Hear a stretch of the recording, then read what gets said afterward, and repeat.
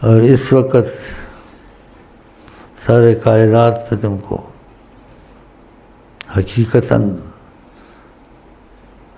اب تم پر خدا کی نعمت و قرآن میں ظاہر کرو، لیکن نعمت خوشی سے ظاہر کر کے، نعمت کی فخر تکبر سے نہیں، تو فخر تکبر سے نہیں ظاہر کرتا ہوں، نعمت ظاہر کرتا ہوں۔ وَأَمَّا بِنِعْمَةِ رَبِّكَ فَحَدِّثْ، اگر رب کی رحمت ہے تو اس کو بتا دیا، دوسروں کو بھی طلب ہو، رشق ہو، ان کے اندر تاثر پیدا کرو، وہ بھی ایسا چاہیں۔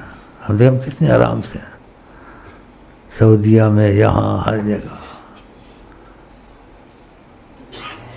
ان کی سرپرستی تم کو بھی نصیب ہو۔ دونوں جہان کے غم ختم، دونوں جہان کے غم اٹھا لیتے ہیں، رزق کا ہو، گھر کا ہو، دشمنوں کا ہو، جادو کے کوئی بھی ہو۔ ہاں سبحان اللہ۔ کہا بھی ایک دفعہ نبی جی صلی اللہ علیہ وسلم نے، کسی پر کوئی ادھار ہے، قرض ہے، مشکل ہے، کچھ بھی ہے، حدیث شریف میں یہ بات کہی ہوئی ہے، وہ اب تک وہ بات چلے گی اور چل رہی ہے، علیہ انا، میرے پاس آئے، میں حل کر دوں گا، کہ تم ان کے بنو تو پھر ہوگا نا۔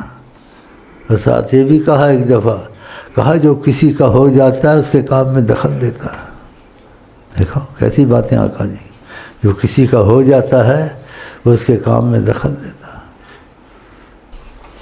اللہ کا لاکھ شکر کریں، آقا جی نے پاکستان کے معاملے میں دخل دینا شروع کر دیا۔